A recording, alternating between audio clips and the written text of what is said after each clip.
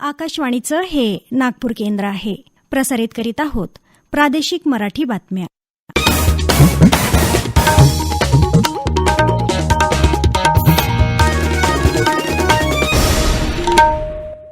आकाशवाणी नागपूर.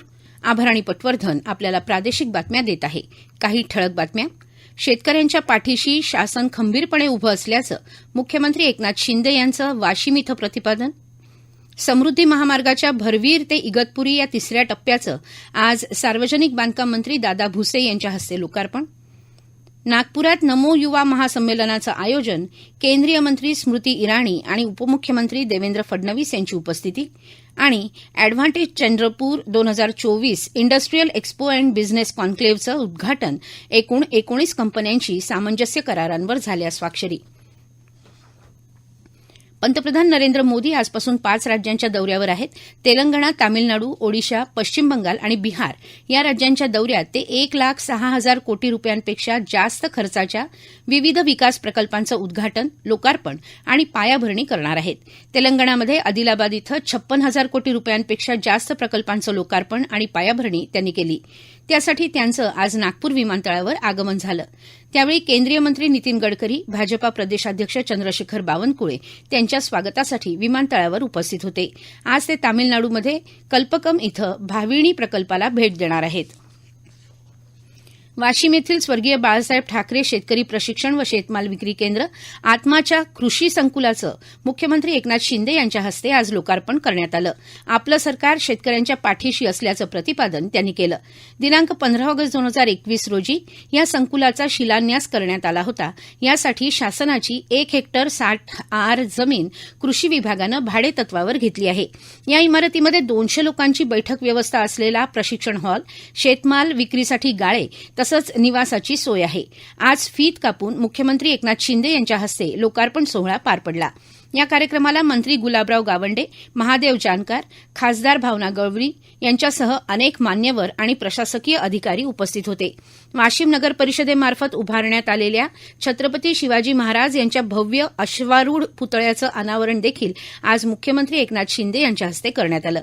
जमिनीपासून 35 फूट उंच असलेल्या छत्रपती शिवाजी महाराज यांच्या अश्वारूढ पुतळ्याच्या कामासाठी नगर परिषदेमार्फत 1,25,00,000 रुपये खर्च करण्यात आले आहेत. समृद्धी महामार्गाच्या भरवीर ते इगतपुरी या तिसऱ्या टप्प्याचं आज सार्वजनिक बांधकाम मंत्री आणि नाशिकचे पालकमंत्री दादा भुसे यांच्या हस्ते लोकार्पण करण्यात आलं. अन्न, नागरी पुरवठा आणि ग्राहक संरक्षण मंत्री छगन भुजबळ तसंच केंद्रीय आरोग्य राज्यमंत्री भारती पवार या कार्यक्रमाला उपस्थित होते.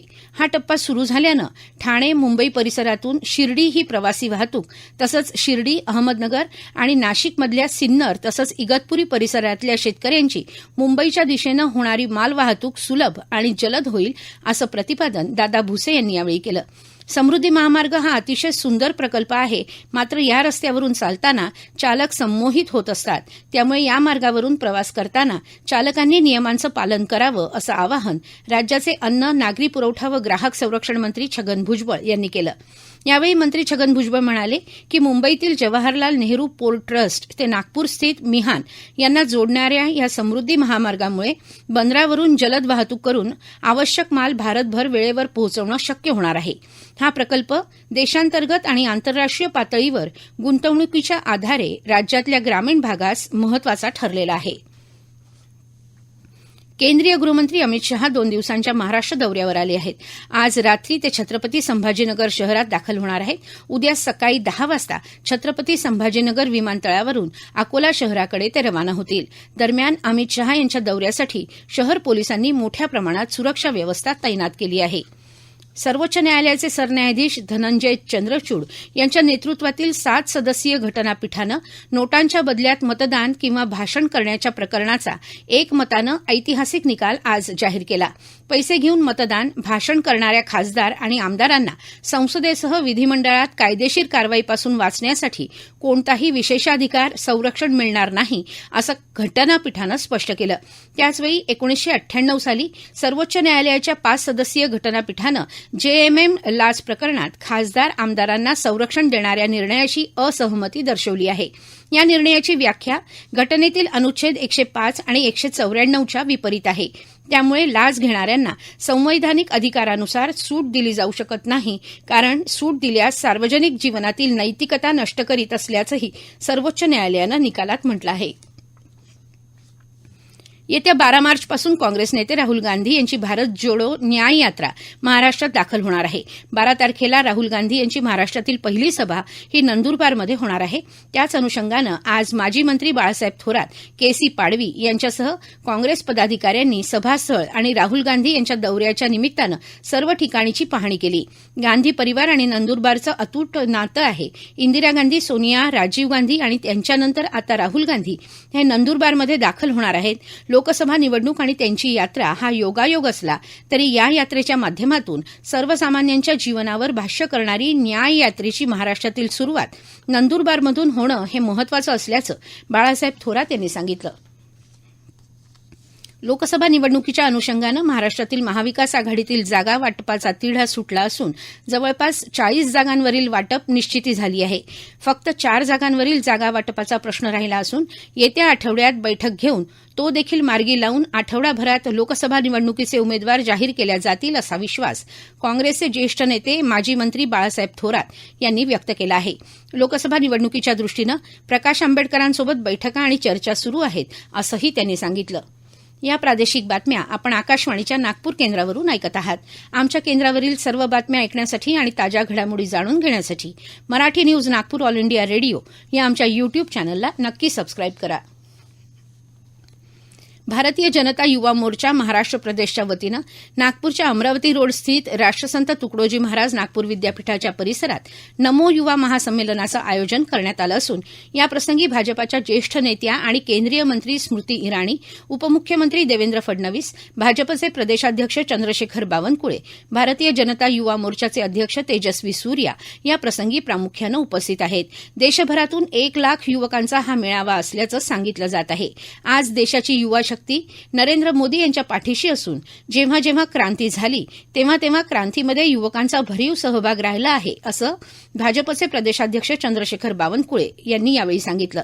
भाजपचे राष्ट्रीय स्तरावर नेतृत्व करणारे अनेक नेते हे भारतीय जनता युवा मोर्चा मंचामधून पुढे आले आहेत असं खासदार तेजस्वी सूर्या यांनी यावेळी सांगितलं. देशाच्या विकासात आता चंद्रपूर महत्वाची भूमिका निभावणार असून अॅडव्हान्टेज चंद्रपूरच्या माध्यमातून लक्ष्मी मित्तल ग्रुपसह 19 कंपन्यांसोबत सामंजस्य करार केले गेले आहेत. चंद्रपूर प्रशासन या सर्व कंपन्यांच्या पाठीशी पूर्ण शक्तीनिशी उभे राहून केवळ चंद्रपूरच नाही तर देशाच्या विकासातही हातभार लावेल असं प्रतिपादन वने, सांस्कृतिक कार्य व मत्स्य व्यवसाय आणि चंद्रपूर जिल्ह्याचे पालकमंत्री सुधीर मुनगंटीवार यांनी केलं. महाराष्ट्र औद्योगिक विकास महामंडळ, जिल्हा प्रशासन, MIDC इंडस्ट्रीज असोसिएशन आणि असोसिएशन फॉर इंडस्ट्रियल डेव्हलपमेंट यांच्या संयुक्त विद्यमानं आयोजित 2 दिवसीय advantage Chandrapur 2024 industrial expo and business कॉन्क्लेव्हचं आज सोमवारी उद्घाटन झालं त्यावेळी ते बोलत होते. Chandrapur forest academy of administration development and management येथील विद्युत हॉलमध्ये झालेल्या उद्घाटन कार्यक्रमात बोलताना देश के निर्माण में चंद्रपूर मैदान में अशी घोषणा त्यांनी दिली. कार्यक्रमाला कौशल्य विकास आणि उद्योजकता मंत्री मंगल प्रभात लोढा यांच्यासह अनेक मान्यवर उपस्थित होते. अॅडव्हान्टेज चंद्रपूरच्या उद्घाटन सत्रात 75,721 कोटी रुपयांचे एकूण 19 सामंजस्य करार करण्यात आले आहेत. याद्वारे 50,000 अधिक रोजगार निर्माण होणार आहेत. जिल्हाधिकारी विनय गौडा यांनी जिल्हा प्रशासनाच्या वतीनं या करारावर स्वाक्षरी केली. मान्यवरांच्या हस्ते यावेळी भव्य प्रदर्शनाचं उद्घाटन देखील करण्यात आलं.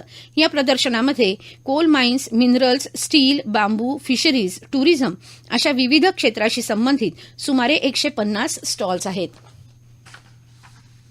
अवघ्या 2 महिन्यांवर खरीप हंगाम येऊन ठेपला असून मान्सूनपूर्व पेरणीसाठी अकोला जिल्हा परिषदेच्या कृषी विभागाकडून खतांची मागणी शासनाकडे करण्यात आली आहे. शेवटी पुन्हा काही ठळक बातम्या. शेतकऱ्यांच्या पाठीशी शासन खंबीरपणे उभं असल्याचं मुख्यमंत्री एकनाथ शिंदे यांचं वाशिम इथं प्रतिपादन. समृद्धी महामार्गाच्या भारवीर ते इगतपुरी या 3ऱ्या टप्प्याचं आज सार्वजनिक बांधकाम मंत्री दादा भुसे यांच्या हस्ते लोकार्पण. नागपुरात नमो युवा महासंमेलनाचं आयोजन केंद्रीय मंत्री स्मृती इराणी आणि उपमुख्यमंत्री देवेंद्र फडणवीस यांची उपस्थिती. आणि advantage Chandrapur 2024 industrial expo and business कॉन्क्लेव्हचं उद्घाटन एकूण 19 कंपन्यांशी सामंजस्य करारांवर झाल्या स्वाक्षरी. याबरोबरच हे प्रादेशिक बातमीपत्र संपलं. नमस्कार.